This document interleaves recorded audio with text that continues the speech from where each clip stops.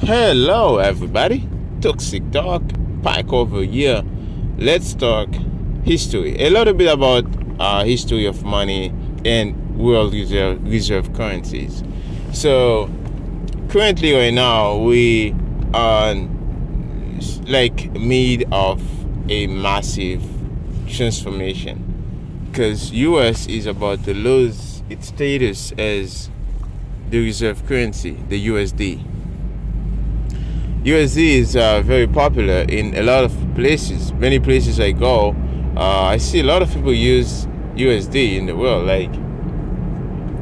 So even if they are not using the cash, they are using the digital USD. So they're using USDT, which is the tether currency on the blockchain.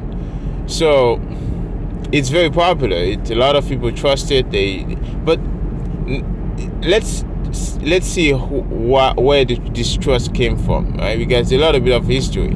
So before 1971, okay.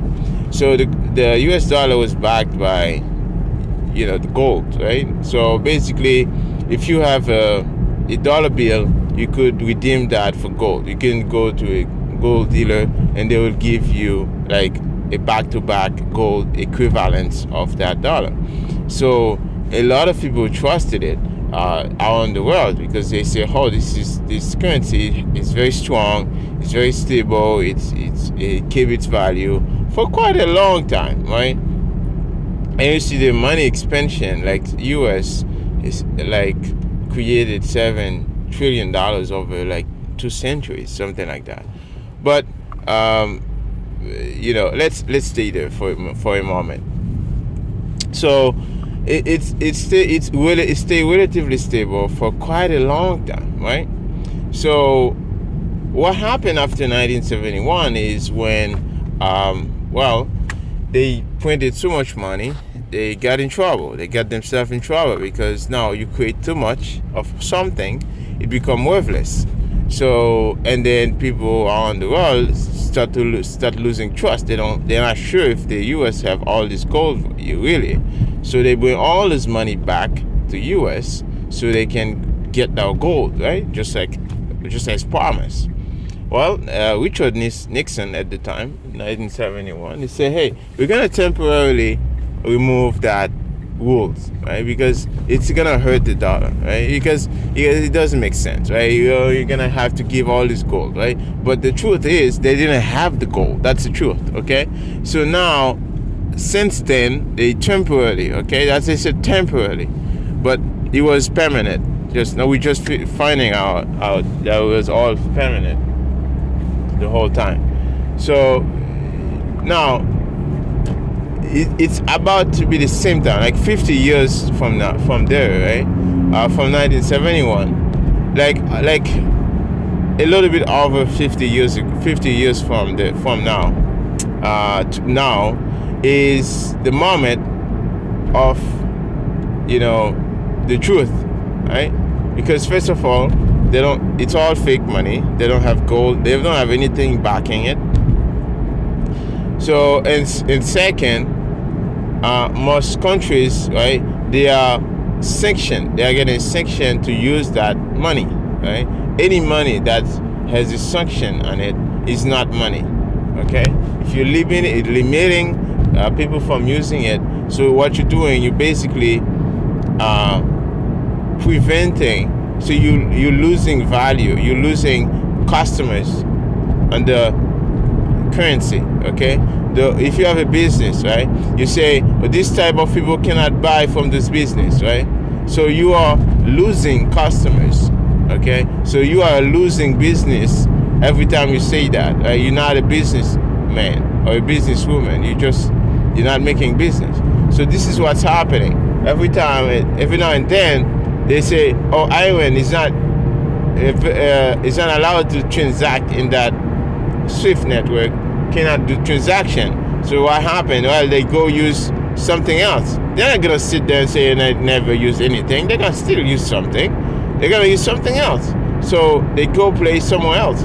So Russia can't use this network. Well, they're gonna use something else, right? So all these countries, they are finding out that this this US dollar, right, was all nonsense. It was not really open like it seems to be, right? So it was a closed network, just a permission network, right?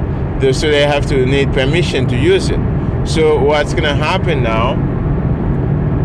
You have those countries around the world who say, hey, no, we need our independence from this network, so we're gonna use something else. Well, they go on, they say, hey, we're gonna build a BRIC nations network. So basically, Russia, China, and Brazil, all those important nations, right? They're gonna come together and say, hey, we're gonna have a SWIFT network, our own SWIFT network, right? Our own, BRIC nation to transact.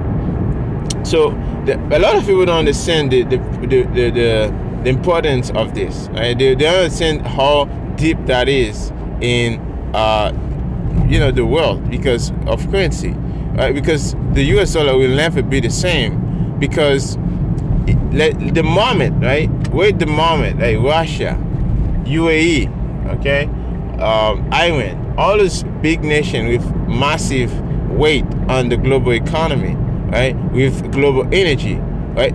At the moment they stop using the US dollar, right? The US dollar currency will lose all its essence. It's gonna lose all the trust and all the monetary energy from it. It's all gonna be like political energy, which is like pretty weak in my opinion. Nobody really listen to what they are saying.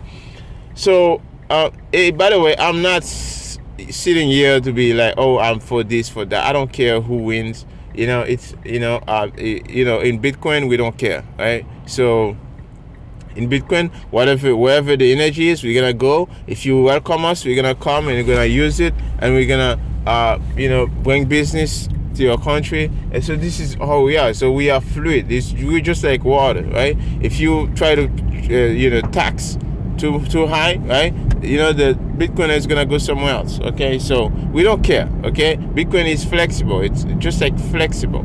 So this is gonna be like the biggest transformation in the world. Okay, and to be fair, to be frank, okay, the US dollar as a reserve currency didn't help any US citizen. I don't think so, because the only group it's only helping the oligarchs who can print, okay, who have access to the money printing. That's the only people that it helps.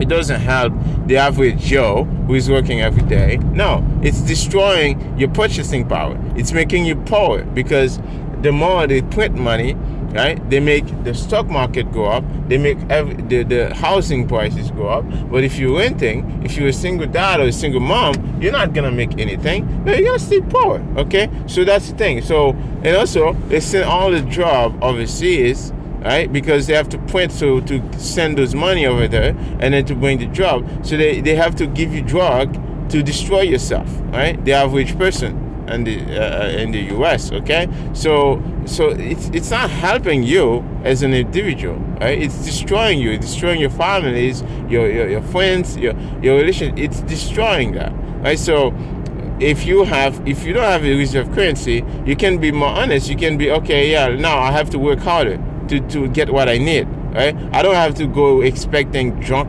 from China, like all this plastic nonsense. You don't need to expect that. Now you can think about the future. You can think about working, exercise, and think deep about what you're doing, right? About efficiency and all those things, right? So anyways, yes, this is the toxic side of me. I hope you guys enjoy.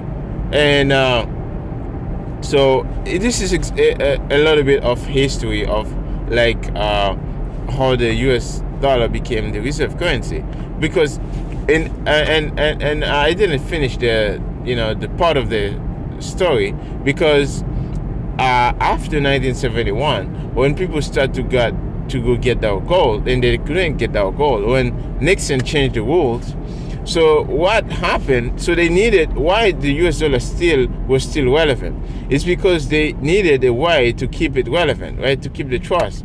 So they have to keep some essence on it. So what they did, they went on and they go get like some the countries like UAE, the like Iran, and some of this, a lot of these countries, they have a lot of energy and oil, so they get them to sell those energies into the US dollar. So basically to convert those energies into US dollars, so basically the US dollars can have strength, right?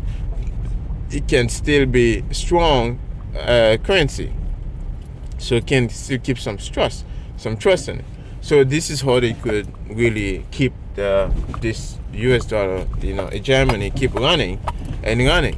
So now think about it. So if this was the reason why it has trust, why people really believe in it, so if all these reasons, right, are removed, right, if they are no longer the case, then what do you think is going to be the strength of the US dollar, right? If you're smart, then you're going to say, okay, well, if they don't have it, well, it's just going to be a worthless currency, and it's going to be shit, right? It's going to be like a shit coin. It's going to fall and fall and fall. If you look at the chart, like the US dollar against BTC, okay, it's just going to be like, we're going to say a straight line to the down, like a long line going down, down, down, okay? It's just dying against BTC, okay? So this is what I'm saying. It's like it's losing, like, trust, it's losing worth, it's losing a lot of things. So anyways, I hope you guys enjoy. This was Pike Over, and I'll see you again in the next Toxic Talk.